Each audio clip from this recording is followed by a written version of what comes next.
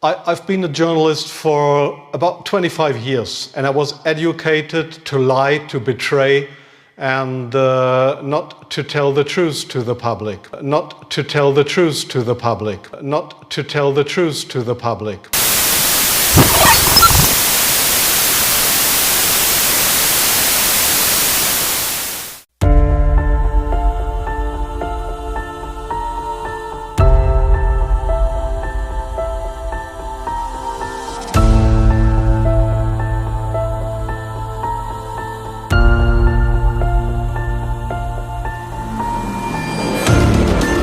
Well, I've been a journalist for about 25 years, and I was educated to lie, to betray, and not to tell the truth to the public. But seeing right now, within the last months, how the German and American media tries to bring war to the people in Europe, to bring war to Russia. This is a point of no return, and I'm going to stand up and say it is not right what I have done in the past, to manipulate people, to make propaganda against Russia, and it is not right what my colleagues do and have done in the past, because they are bribed to betray the people, not only in Germany, all over Europe. They are bribed to betray the people. They are bribed to betray the people. The reason writing this book was that I am very fearful of a new war in Europe, and I don't like to have this situation again, because war is never coming from itself. There is always people behind it to push for war. And this is not only politicians, this is journalists too. And I just have written in the book how we have betrayed in the past our readers just to push for war, and because I don't want this anymore. I'm fed up with this propaganda. We live in a banana republic and not in a democratic country where we have press freedom, where we have human rights. If you see the German media, especially my colleagues who day by day write against the Russians, who are in transatlantic organizations and who are supported by the United States to do so, well, people like me, I became an honorary citizen of the state of Oklahoma in the United States. Just why? Just because I write pro-American. I wrote pro-American. I was supported by the Central Intelligence Agency, by the CIA. Why? Because I should be pro-American. I'm fed up with it. I don't want to do it anymore. And so I've just written a book not to earn money. No, it will cause a lot of trouble for me, just to give the people in this country, in Germany, in Europe, and all over the world, just to give them a glimpse of a view what goes up behind the closed doors.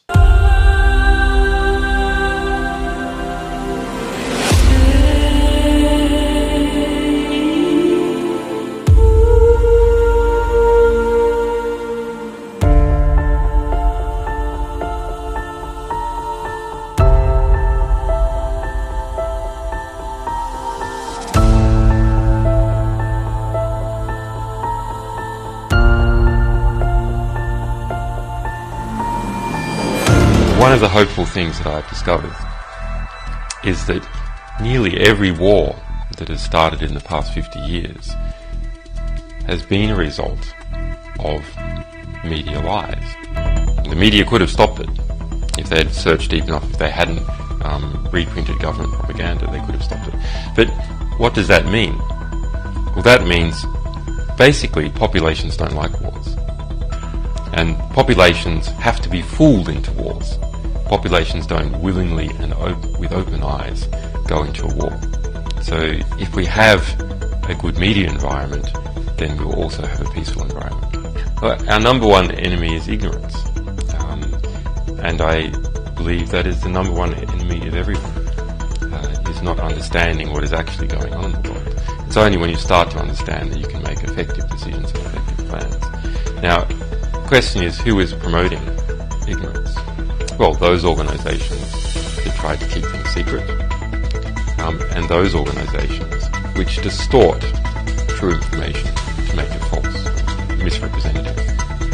In this latter category, it is bad media. It really is my opinion that the media in general are so bad, we would have to question whether the world wouldn't be better off without them altogether. There's some very, very fine journalists, and we work with many of them, and some fine media organisations, but the vast majority are awful and are so distortive to how the world actually is.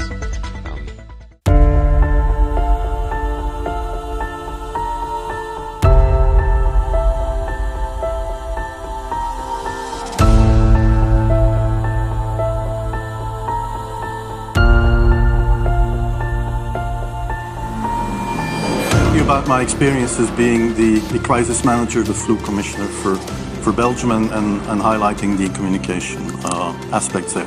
And then you have one opportunity to do it right. I mean, day one is so important. In day one, you start your communication with the press, with the people, and you have to do it right. I mean, you have to go for one voice, one message. In Belgium, they chose to appoint a non-politician to do that. I mean, I have no party affiliations, and that makes things a little bit, at that time at least, a little bit easier, because you're not attacked politically, majority, minority. That doesn't come into play, and that was a huge advantage. The second advantage is that you can play in Brussels the complete naive guy and get a lot more done than you would otherwise be able to do. You can play in Brussels the complete naive guy. You have to be omnipresent that first day or the first days, so that you attract the media attention.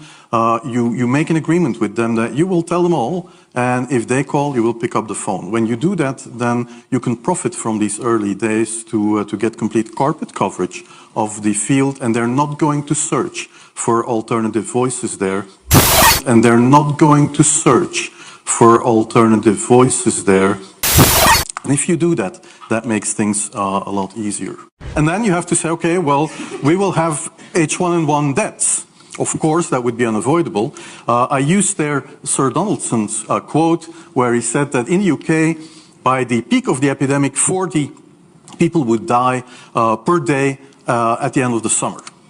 So 62 at that time million people in UK, 40 deaths a day. I worked it out for Belgium. That would be 7 deaths a day at the peak of the epidemic. I used that in the media.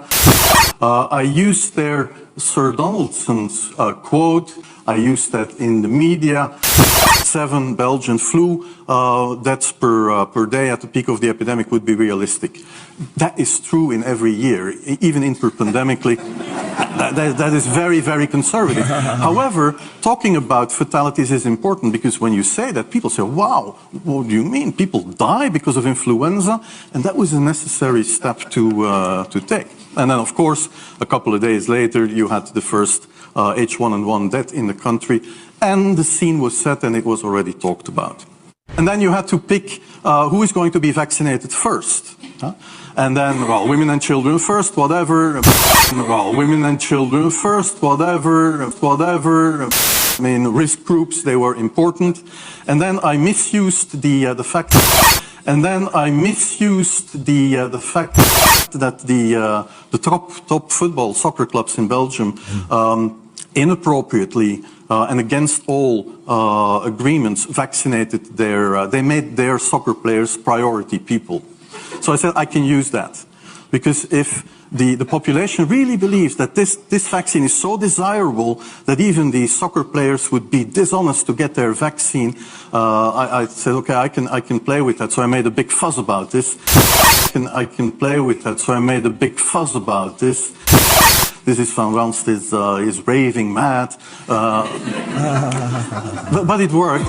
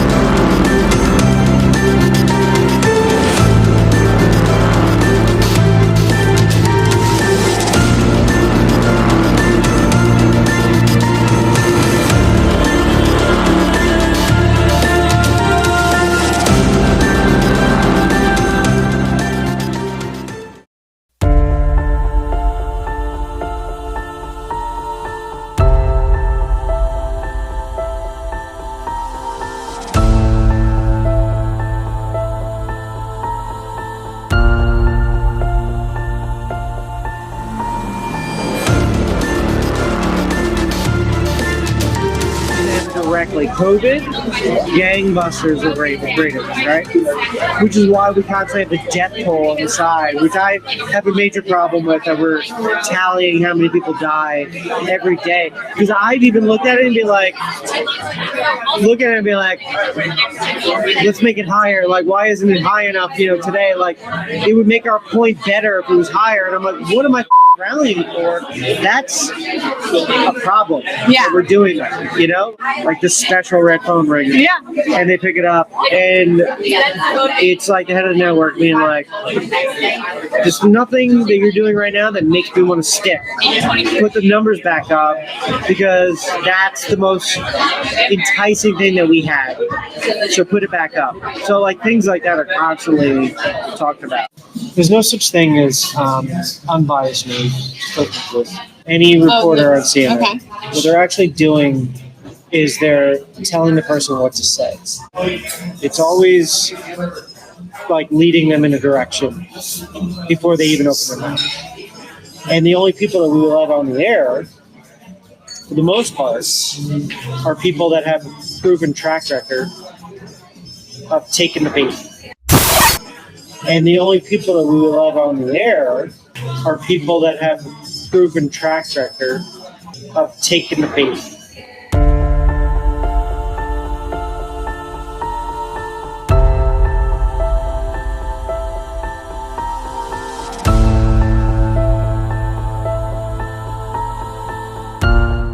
We want to find a way of ramping this up even beyond the end of the lockdown.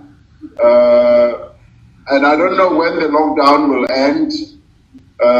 Some people are saying the 16th of April. But when we announced it, I didn't say what year it will end.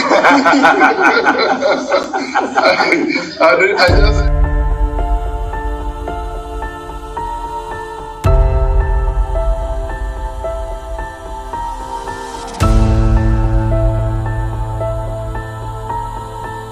In een opwelling heb ik toen werd ik gebeld en in een opwelling heb ik wel gezegd, luister eens, we kunnen ook Wilders premier maken als je dat wilt, hè. Dus je doet het via ons voortaan. Ja, misschien moet je dit niet onthullen, maar dit is wel een beetje hoe het gaat. Luister eens, we kunnen ook Wilders premier maken als je dat wilt, hè. Dus je doet het via ons voortaan. Ja, misschien moet je dit niet onthullen, maar dit is wel een beetje hoe het gaat.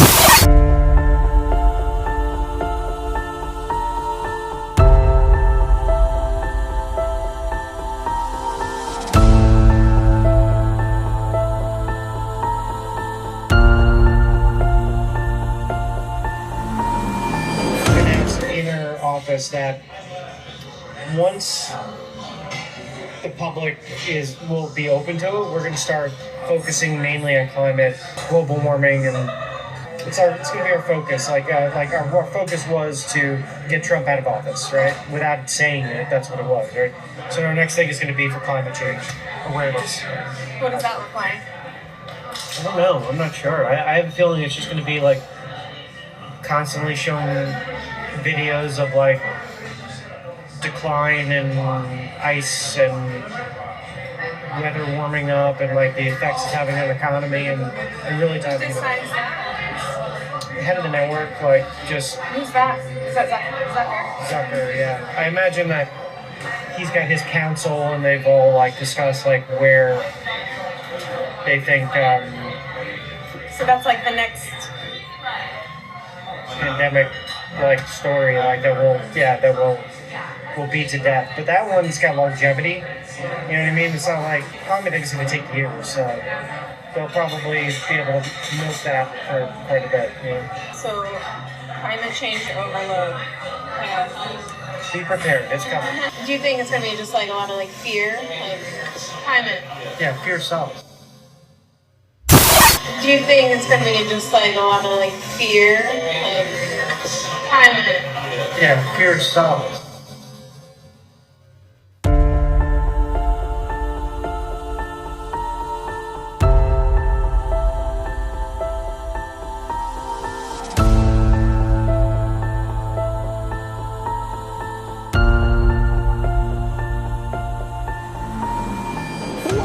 really shopping for this holiday season? It's okay, you can admit it, if you've bought an item or 2 or 10 for yourself. Well, it's okay. You can admit it if you have bought an item or 2 or maybe 10 for yourself. It's okay. You can admit it. You've bought an item or 2 or 10 for yourself. It's okay. You can admit it if you bought an item or 2 or 10 for yourself. It's okay. You can admit it if you bought an item or 2 or 10 for yourself. It's okay. You can admit it if you've bought an item or 2 or 10 for yourself. It's okay. You can admit it, Todd. If you bought an item or 2 or 10 for yourself. It's okay. You can admit it. If you bought an item or 2 or 10 for yourself. It's okay. You can admit it if you bought an item or 2 or maybe 10 for yourself. It's okay. You can admit it if you bought an item or 2 or 10 for yourself. It's okay. You can admit it if you bought 1 or 2 or maybe 3 or 4, maybe even 10 items for yourself. It's okay. You can admit it if you bought an item or 2 or 10 for yourself. It's okay. You can admit it if you bought an item or 2 or 10 for yourself. It's okay, you can admit it, if you bought an item or 2 or 10 for yourself. It's okay. You can admit it if you bought an item or 2 or maybe 10 for yourself. It's okay. You can admit it if you bought maybe an item or 2 or 10 for yourself. Is it okay? You can admit it if you bought an item or 2 or 3 or 10 for yourself. It's okay. You can admit it. If you bought an item or 2 or 10 for yourself. It's okay. You can admit it if you bought an item or 2 or 10 for you. It's okay. You can admit it. If you've bought an item or 2 or 10 for yourself. It's okay. You can admit it if you bought an item or 2 or 10 for yourself. It's okay. You can admit it if you bought an item or 2 or 10. Say for yourself. It's okay. Admit it if you bought an item or 2 or 10 for yourself. It's okay. You can admit it if you bought yourself 1 or 2 or 10 things for yourself, because a lot of people do it. This is extremely dangerous to our democracy. This is extremely dangerous to our democracy. This is extremely dangerous to our democracy. This is extremely dangerous to our democracy. This is extremely dangerous to our democracy. This is extremely dangerous to our democracy. This is extremely dangerous to our democracy. This is extremely dangerous to our democracy. This is extremely dangerous to our democracy. This is extremely dangerous to our democracy. This is extremely dangerous to our democracy. This is extremely dangerous to our democracy. This is extremely dangerous to our democracy.